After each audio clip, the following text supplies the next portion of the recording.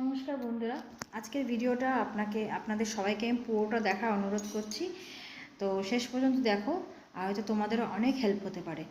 তো কাল শুক্রবার দিন আমার ফোনে একটা ফোন আসে। আমার বাবার বন্ধুর পরিচয় দিয়েছিল সে। তো সে প্রথমেই বলছে, আমি তোমার বাবার বন্ধু বলছি, অশোক শর্মা।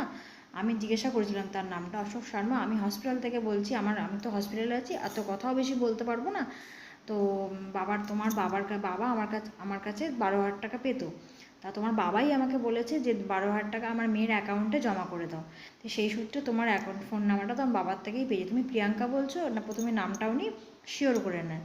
তা আমি বললাম যে হ্যাঁ, আমি প্রিয়াঙ্কাই বলছি। তো করাতে উনি অনেক সুন্দর সুন্দর মিষ্টি মিষ্টি কথা বলে, বাবু বেটা করে, হিন্দিতেই পুরো কথাটা উনি বলছিল।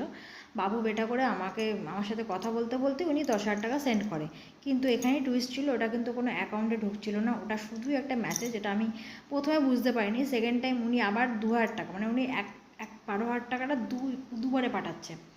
তো সেকেন্ড টাইম 2,000 টাকা পাঠাতে গিয়ে উনি নাকি ভুল করে ওটা 20,000 টাকা পাঠিয়ে দিয়েছে। তো আমি যখন সেকেন্ড টাইম দেখলাম তখন আমার একটু ডাউট হচ্ছিল। তখন উনি বলছে যে ভুল করে 2,000 টাকার জায়গায় 20,000 টাকা পাঠিয়ে দিয়েছি, তুমি প্লিজ আমাকে 18,000 টাকাটা পাঠিয়ে দাও। আমি বলছি আমি তখন পাঠাতে পারবো না, আপনি ফোন রাখুন, আমি আপনাকে পাঠাচ্ছি। উনি বলছে না, এখনই পাঠাতে হবে, আর আমি একটা আলাদা নাম্বার দিচ্ছি, ওই নাম্বারে পাঠাও।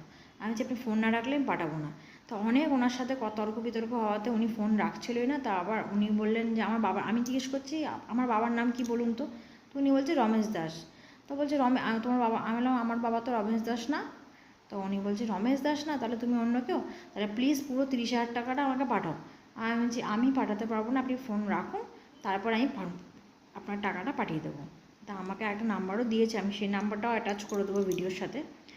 তো বলাতে অনেক তর্ক বিতর্ক করছে, অনেক গালমন্দ করছে উনি।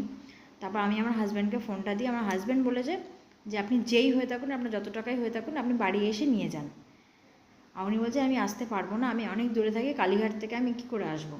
তো বলছে আপনি বাড়ি না এলে আমি পয়সা দেবো না। আর তারপরে আমরা বলেছি আপনি একটা বড় স্ক্যামার, আমরা জানি, কারণ উনি ধরা পড়ে গেছে, পুরোটাই ধরা পড়ে গেছে। ধরা পড়াতে আমি বলেছি আপনি একটা বড় স্ক্যামার, আমি জানি এইসব ঘটছে, তো আপনি আমাকে হুমকি দিয়ে ভয় দেখাতে পারবেন না। তো এইসব বলাতে উনি ফোন রেখে দিয়েছেন। তো বন্ধুরা, তোমরা প্লিজ সচেতন থাকো। এরকম অনেক ফোন আসছে, এরকম প্রচুর মানুষের ক্ষয়ক্ষতি হচ্ছে।